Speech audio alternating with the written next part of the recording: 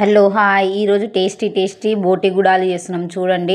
గుడాలు ఉడకబెట్టుకున్నాం. గుడాలు అంటే శనగలు మంచిగా వాటర్లో బాయిల్ చేసుకోవాలి. మంచిగా ఉడుకుతున్నాయి చూడండి. శనగలు చూస్తుంటేనే తెలుస్తుంది కదా శనగలు ఉడికినాయని. ఆ శనగలు మంచిగా ఉడకబెట్టుకోవాలి. ఉడకబెట్టుకున్న తర్వాత ఒక ప్యాన్ తీసుకొని ప్యాన్లో ఆయిల్ పోసుకోండి.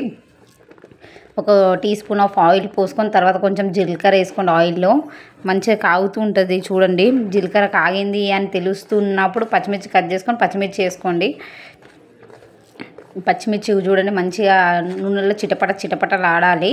మనం ఉడకబెట్టుకున్న శనగలు ఉన్నాయి కదా, శనగల్లో మొత్తం నీరు తీసి పక్కకు పెట్టుకున్న పచ్చిమిర్చి చిటపటలాడుతుంటే ఆయిల్లో ఆనియన్స్ వేసిన. ఆనియన్స్ చూడండి, ఆనియన్స్ని మంచిగా ఫ్రై చేసుకోవాలి. ఆనియన్స్ మంచిగా ఏగుతుండాలి. ఆ ఆనియన్స్ మంచిగా వేపుకుంటున్నా. ఆనియన్స్ ఏగుతుంటే తెలుస్తుంది మనకు ఆనియన్స్ ఏగుతున్నాయని. కొంచెం అందులో ఆనియన్స్లో కొంచెం చిటికెడు పసుపు తీసుకొని చిటికెడు పసుపు వేసుకోండి. చిటికెడు పసుపు వేయండి. కొంచెం అల్లం వెల్లిగడ్డ పేస్ట్ మంచిగా ఆ పసుపుని మంచిగా కలుపుకోవాలి.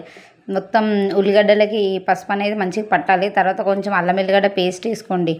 కొంచెం అల్లం వెల్లిగడ్డ పేస్ట్ వేసుకొని మంచి పసుపు అల్లం వెల్లిగడ్డ పేస్ట్ మంచిగా కలుపుకోవాలి. ఇట్లా మొత్తం అన్నిటికీ ఆ పచ్చిమిర్చికి ఉల్లిగడ్డకి అల్లం వెల్లిగడ్డ పేస్ట్ అనేది మంచిగా పట్టాలి.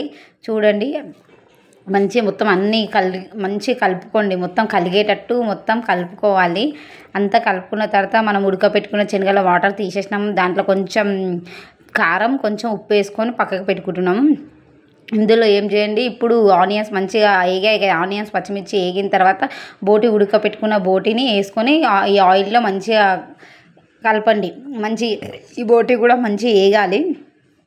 ఆనియన్స్ ఆ పచ్చిమిర్చి బోటి మంచిగా వేగాలి. తర్వాత మనం మన శనగల్ని కారం వేసుకున్నాం కదా, శనగలు మొత్తం ఇందులో వేసుకోవాలి. ఆయిల్లో మన తాల్పులో మొత్తం ఈ శనగలు వేసుకొని కలుపుకోవాలి. కిందికి పైకి మంచిగా దూరగా కలపాలి. మొత్తం అన్నిటికీ ఒక్కొక్క శనగకి అనేది ఆనియన్స్ అన్నీ నీట్గా పట్టుకోవాలి. చూడండి అట్లా నీట్గా కలుపుకోవాలి.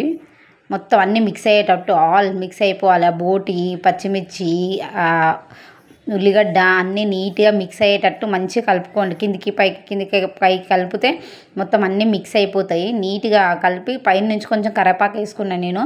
మీకు ఇష్టం ఉంటే ఆయిల్ వేసుకోండి, కావాలంటే ఇట్లా పైన నుంచి కూడా వేసుకోవచ్చు. వేసుకొని మంచిగా కిందికి పైకి మొత్తం బోటి గుడాలను కలపండి. చూడండి మొత్తం కలుపుకున్న తర్వాత ఇట్లా ఉంటుంది. బోటి గుడాలు నీట్గా కలుపుకున్న తర్వాత చూస్తే అన్నిటికీ ఆయిల్ మొత్తం గుడాలకి ఆయిల్ అనేది పడుతుంది, కారం అనేది పడుతుంది. అంత అల్లం వెల్లిగడ్డ అన్నీ పట్టిన తర్వాత బోటి గుడాలు రెడీ అయిపోయినాయి. చూడండి టేస్టీ బోటి గుడాలు రెడీ. ఒక్కసారి మీరు ట్రై చేయండి. మంత్లీ వన్స్ అన్నా తినండి, హెల్త్కి మంచిది. బోటి గుడాలు టేస్టీ బోటి గుడాలు రెడీ. Thank you.